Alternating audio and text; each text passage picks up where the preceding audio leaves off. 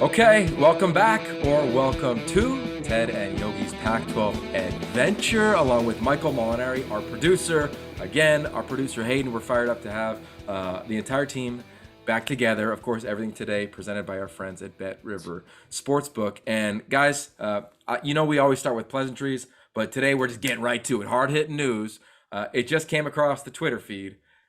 Utah Utes, their starting quarterback, the guy who threw for a boatload of yards and won a bunch of games at Baylor, Charlie Brewer, has left the program as they begin conference play.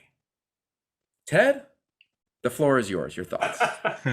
Well, no, look, I think we're all in somewhat lockstep on this. And I mean, okay, so I'm the New Yorker in the group here, so I'll just be blunt. That's college football 2021, and I can't fathom there isn't a coach in America right now that isn't reading that tweet and that news and thinking, how screwed up is this right now?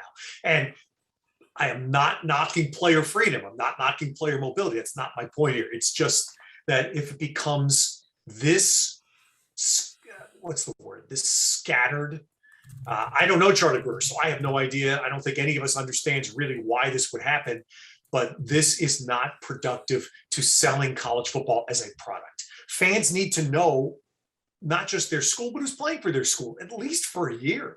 But if somebody comes in and says, after 2 or 3 games, I'm gone, and it isn't just a freshman who may not be happy with his choice of school, but it's someone who comes in with cred, right? Like Charlie Brewer did. That's just not good. It's just not good for the sport. Yes. Michael, what do you think? Well, I think we're now seeing the negative of what the transfer portal can do, where 2 days ago, we saw the positive of what the transfer portal could do with Jay Kaner at Fresno State. So there's always going to be negatives and positives in any situation. And this seems like the timing is bad. You at least think if you've committed to the season, you get through the season. And then at the end of the season, if things don't work out, I think that's the time to make the decision. But I don't know the whole story. We may never know the whole story, but it seems the timing is very bad.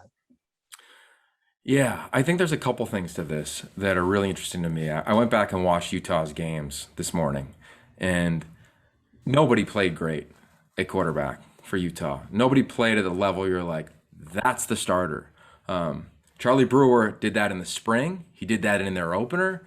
Obviously, they struggled against BYU in a loss. They struggled over the weekend. Their offensive line struggled. They struggled in pass protection. The context of the game, they were down. They didn't get to necessarily do what they want to do on offense, which is dictate terms. So with that said, I am dramatically surprised that Charlie Brewer decided to leave the program. When I go back and do the math here, I'm trying to find out, like, he's leaving after the 3rd game. Does he have another year? Right? 2017, he played at Baylor. 18, 19, 20.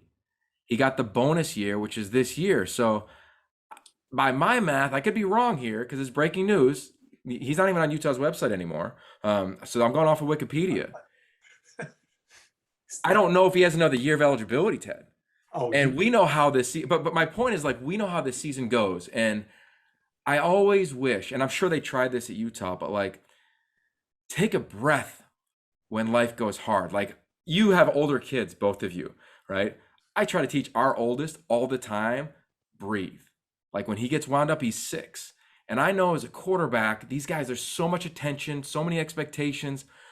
I hope Charlie Brewer took a breath on this, because I would bet somebody else is going to play besides Cam Rising for a couple drives this year.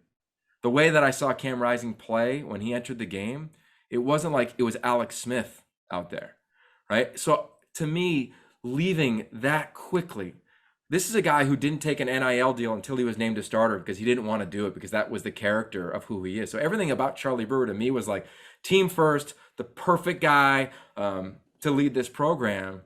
So for him to leave, I'm like, I don't know if you can play anywhere. You may try to get another year of eligibility, but how? Because you started, so there was no injury. Like, there'd have to be some personal circumstance.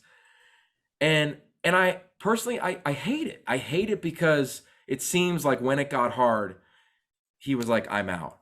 I don't know the context of it other than that, but man, I wish he took a breath, because it's a long season.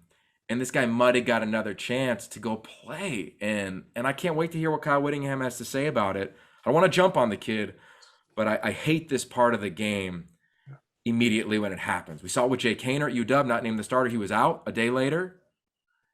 And now we see it here in a different circumstance, but similar timing around a decision.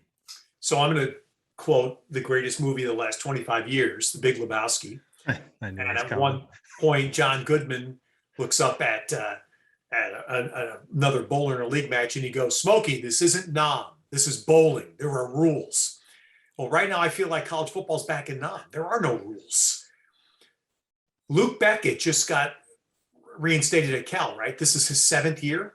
Yeah. Mustafa Johnson, we're going to see Mustafa Johnson next week in Boulder. He applied for the draft, was undrafted, and has regained eligibility to play again at CU.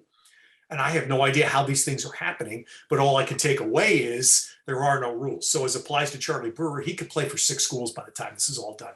Who knows where things are today? But I would come back, guys, with a bigger question, which is we have seen Utah for a decade in this conference, and I've been repeatedly how much I admire the way Kyle Whittingham runs his program and how good they've been and how many top linemen, and I've talked about this a lot last year in our pod, how many top linemen they've produced, both sides of the ball, that have gone to the pros in stark contrast to USC.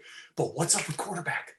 Why can't they get that position right? Tyler Huntley, who's not really an NFL quarterback, but was a really good player at Utah, is probably, am I right, guys? Is that probably the best quarterback they've had in their decade in the pack? Yeah, I think so. I mean, we all loved Travis. Help me out his last name. I know he's really Wilson. tall. Wilson. Yeah, we loved Wilson, it, but he wasn't. I mean, Tyler Huntley's he played with scoring fire. touchdowns That's in what the we loved preseason. about Travis Wilson. Yeah. Yeah, no, I'm with you. And they got him out of high school, and they developed the daylights out of him. When you look at him in his first year compared to now, like I look at, they developed the daylights out of him. Like I look at their roster now. Peter Castelli was a big time recruit they got at Mission Viejo. We know that's a big high school down here in Southern California in the Trinity League. Like a lot of talented players come out of there. He's a guy they signed. They've obviously gone to the portal many times, where you can go back to transfer from Washington back in the day. He played at Washington, then ended up starting at Utah prior to Huntley. You go to Jaquindon Jackson. He transferred in from Texas. They just got him. Of course, Cam Rising had transfers from Texas. So I don't know. I mean, they signed Jack Tuttle, was one of the top quarterbacks in the country a couple of years ago, and he ended up leaving. So there's something.